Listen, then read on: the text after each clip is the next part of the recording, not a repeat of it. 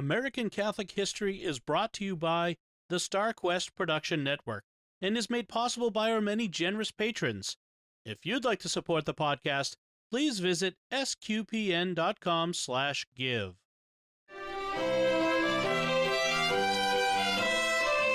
Hello and welcome to American Catholic History, sponsored by Beatrix Media, providing writing, digital marketing, website strategy and construction, and search engine optimization services. Visit beatrixmedia.com. Experience your world, communicated.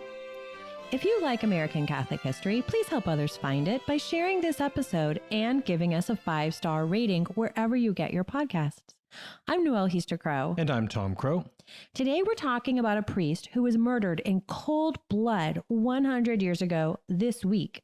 His offense? He married the daughter of a Ku Klux Klan member to a Catholic Puerto Rican. Yes.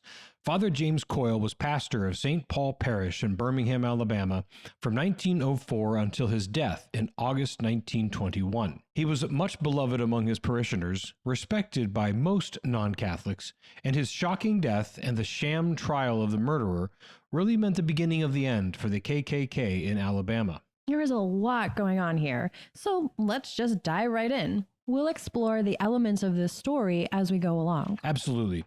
So Father James Coyle was born in County Roscommon, Ireland in 1873. He studied at the Jesuit College in Limerick and then attended the American College in Rome. He was ordained at the Lateran Basilica in 1896 and was immediately sent to be a missionary in the Diocese of Mobile in Alabama. He was 23 years old. At the time, the Diocese of Mobile covered all of Alabama and Florida, but at first he was kept in the city of Mobile itself, being assigned to the Cathedral of the Immaculate Conception.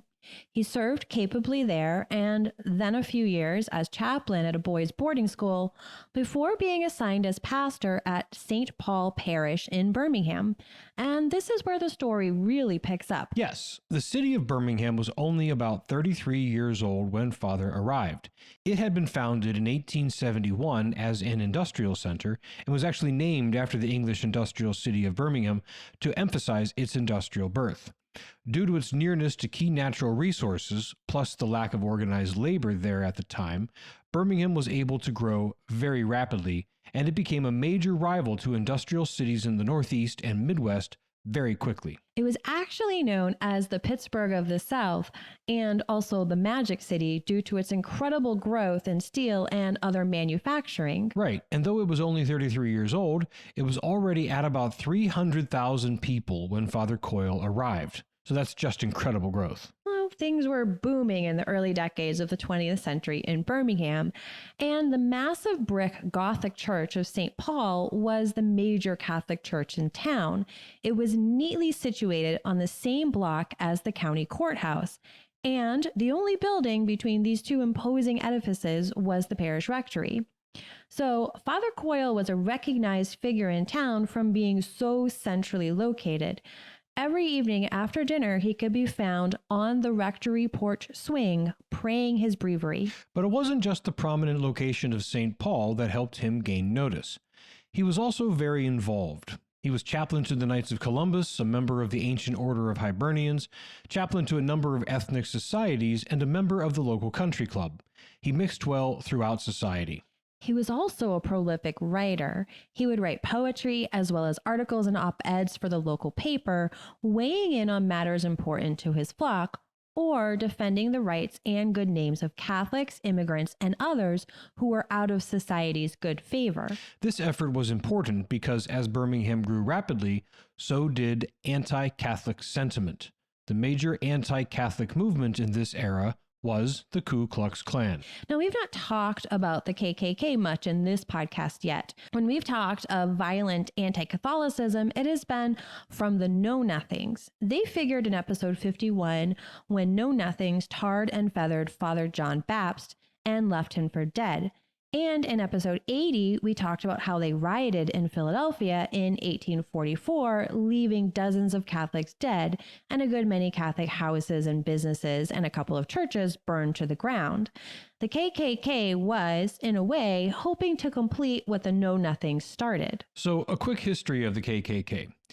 The whole outfit was begun in the wake of the Civil War. Many Southerners didn't like that the South had lost, and they didn't like the laws that Washington was imposing on them. They did not believe that Black Americans should enjoy equal standing in law, they believed slavery should be reinstated, and they definitely didn't believe that blacks should be able to hold office. They frequently resorted to violence, with lynchings and political assassinations. The KKK was very active across the South into the 1870s, but it petered out for a number of reasons. Some of these reasons were internal, like structural weaknesses, while some were external, like the federal government sending out the army to crush their activities. But unfortunately, it didn't stay dead. In 1905, a novel written by Thomas Dixon Jr. called Klansmen presented the KKK as heroes, patriots, resisting the oppressive North and defending Southern honor against violent and untrustworthy black people. The book was adapted into the 1915 movie Birth of a Nation, and the book and the movie inspired the refounding of the KKK. But this time it was different. This new version of the KKK adopted the well-known white robes and pointed hoods, as well as the use of the flaming cross as the symbol of the order. Neither of those was actually part of the original KKK. Both were inventions of Dixon. Another big difference was the target of their hatred. Before, their goal was just to restore the old order of the South with blacks in slavery and whites in power. This time, they were also set against all outsiders, especially Catholics and Jews. To the KKK, the influx of people who were not white Anglo-Saxon Protestants was a serious threat to their pure Americanism. Never mind that Catholics had inhabited and evangelized most parts of the U.S. long before their waspish ancestors moved in. Right. Catholics and Jews and immigrants in general were bad. And since Birmingham was attracting so many immigrants to work in its factories and mining operations, a strong KKK presence developed in Birmingham. So the storm began to brew. And Father James Coyle became a lightning rod. Anti-Catholics published articles making all manner of absurd and malicious allegations against Catholics. Father Coyle wrote responses. Convent inspection laws were passed. Father Coyle protested them strongly in public ways. We've got to tell our listeners what the convent inspection laws were. Oh, yeah. Dear listeners, there was a fear among many that Catholics, like the Knights of Columbus, were stockpiling weapons inside Catholic buildings and were just waiting for the word from the Pope to launch an armed insurrection. There also was a belief among these people that good young Protestant women were being kidnapped, held against their will in convents, brainwashed with popish nonsense, and forced to live as nuns. So for both these reasons, the government needed to authorize law enforcement to have the right to search Catholic institutions like schools, churches, and convents at any time without notice. Absurd. But it does raise an interesting question.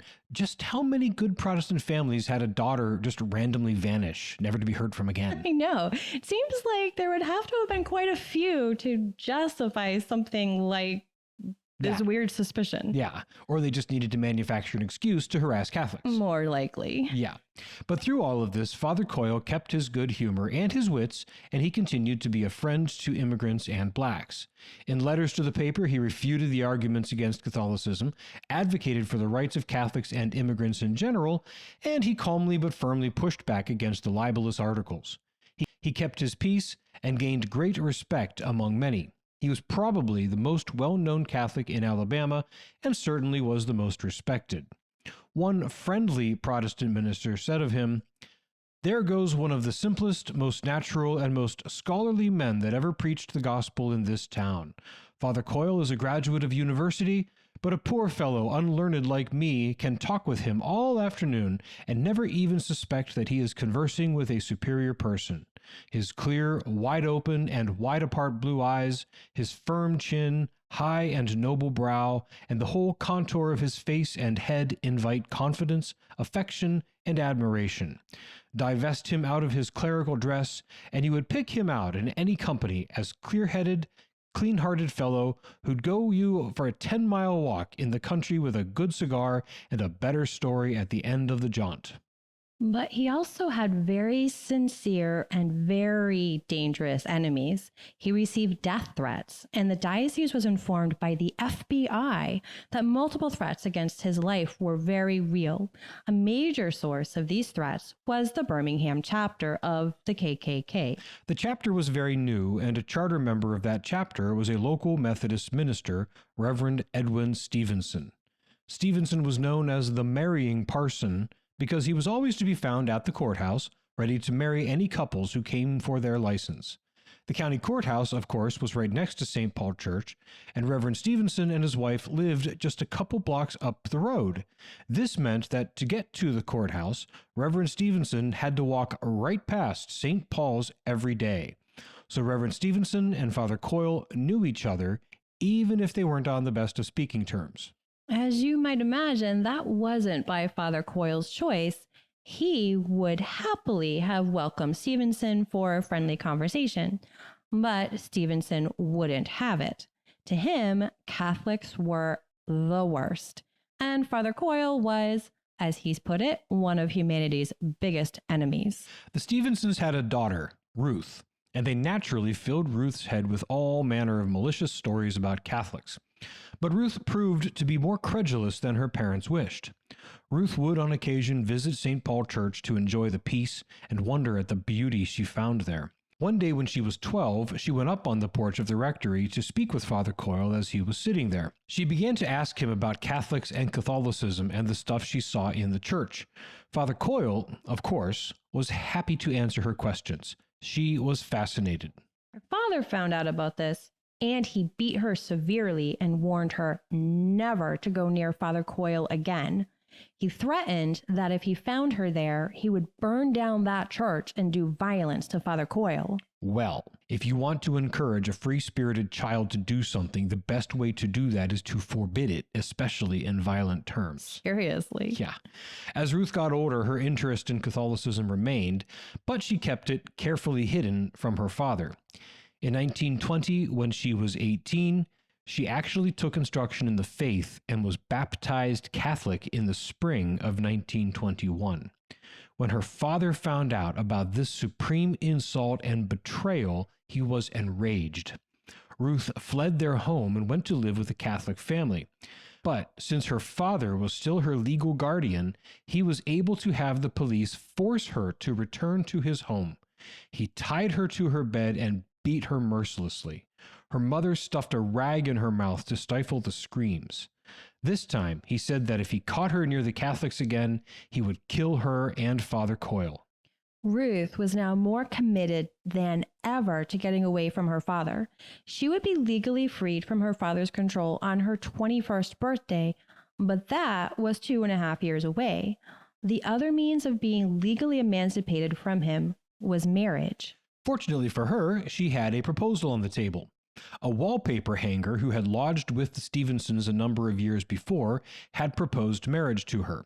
He was a Puerto Rican immigrant named Pedro Guzman, and he was Catholic. Ruth and Pedro had kept up correspondence, and in this desperate situation, she wrote to him accepting his proposal. So on August 11th, 1921, Ruth and Pedro went to nearby Bessemer County for a license. They couldn't go to the Jefferson County Courthouse because they were sure to run into her father. Then they went to the Catholic Church in Bessemer to find a priest, but the priest was not available. So they decided to take the risk and return to Birmingham, where they hoped Father Coyle would marry them at St. Paul. When Father Coyle met them there, he recognized the gravity of the situation and the danger they were all in from her father and the KKK. But the danger didn't matter. He hurried them to the church, and before 2 witnesses, he married Ruth and Pedro in front of the high altar. After the vows were exchanged, Father Coyle told Ruth that she must inform her parents. Meantime, her father was already alarmed that something was up. Ruth's absence that day was not expected, and he had his suspicions. He had already gone to the police to report his daughter missing and to demand a full search be initiated. So he wasn't at home late that afternoon when Ruth called and left a message with her cousin saying simply, "I am married to a Catholic boy." Ruth and Pedro fled Birmingham. Father Coyle went about his day like any other. He knew his life was in danger, but he would not allow that fear to rule him. So that evening, after dinner, he did what he always did. He went to the large swing on the front porch to sit and pray his breviary.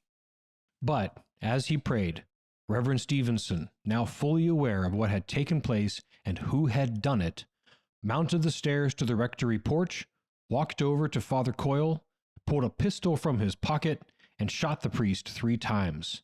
The third bullet passed right through his head.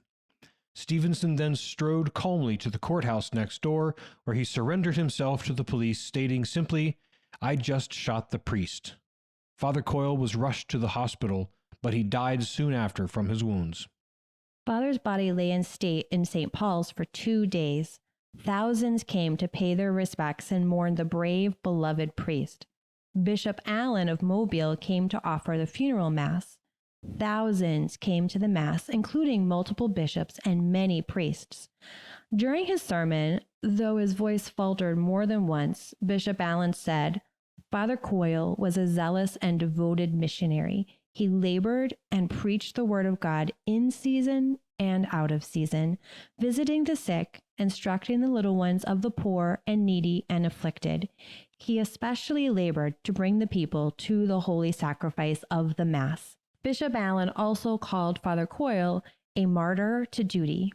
One parishioner wrote, "They have killed all they could kill of Father Coyle, and God has already comforted us with a vision of how little that is.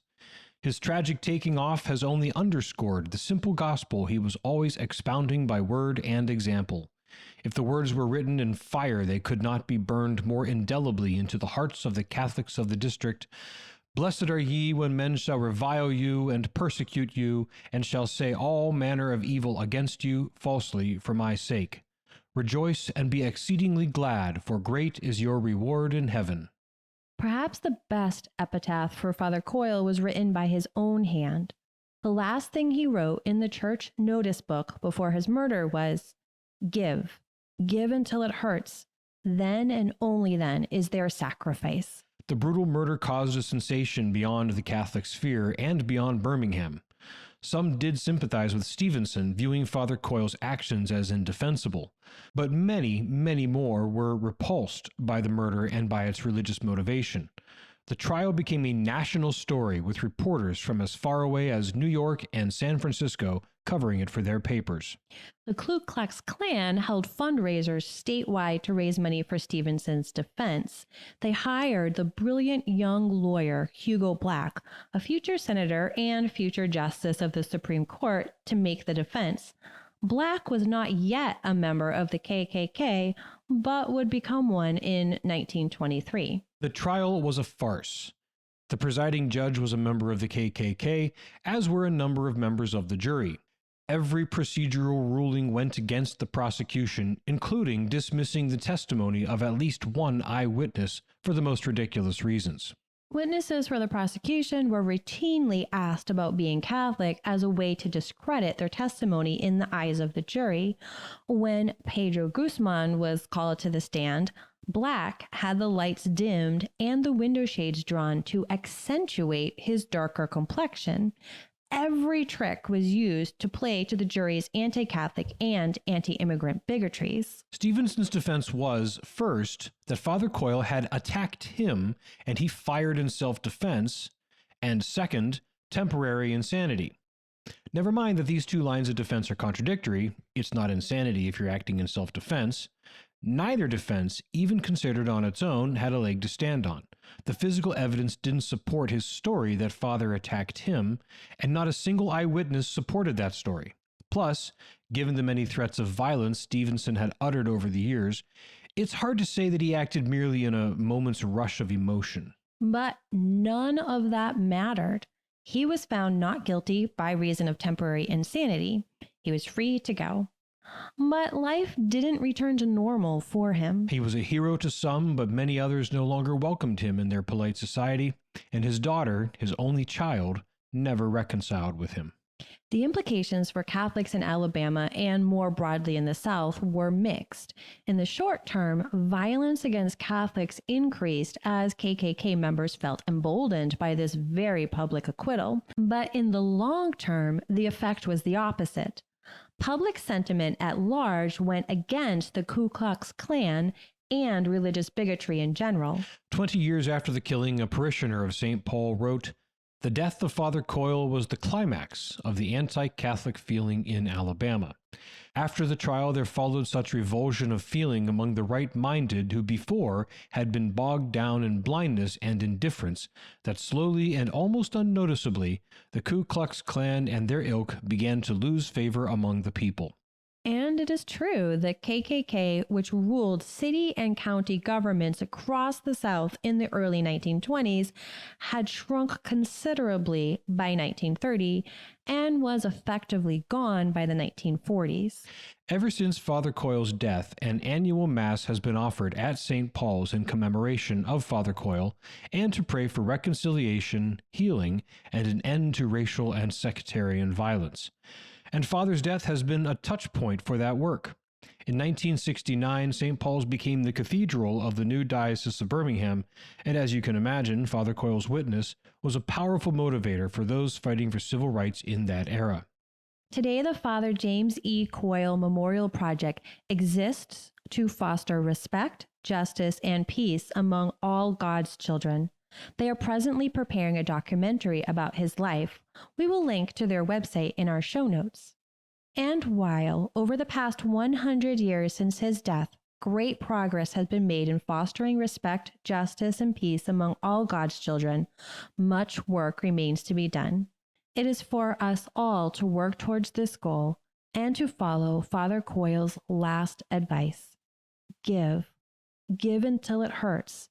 Then and only then is there sacrifice. You've been listening to American Catholic History, sponsored by Beatrix Media on the StarQuest Production Network. If you've been enjoying our podcast, please help others find it by sharing this episode and by giving us a 5-star rating and a good review. Also, check out our sponsor, Beatrix Media, providing writing, digital marketing, website strategy and construction, and search engine optimization services. Visit beatrixmedia.com. Experience your world communicated. And please support the many fine productions of SQPN at sqpn.com/give. To learn more about Father James Coyle, to find previous episodes, or to learn about our upcoming pilgrimages to important and unforgettable Catholic holy sites, please visit americancathochistory.org. We also love feedback and hearing about great Catholic history sites and stories from all over. You can email us at history@sqpn.com or find us on Facebook at facebook.com/American Catholic History, on Instagram at ACH_podcast, or follow StarQuest on Twitter at SQPN. I'm Noëlle Crowe. And I'm Tom Crowe. Thank you once again for joining us on American Catholic History, sponsored by Beatrix Media and produced by StarQuest.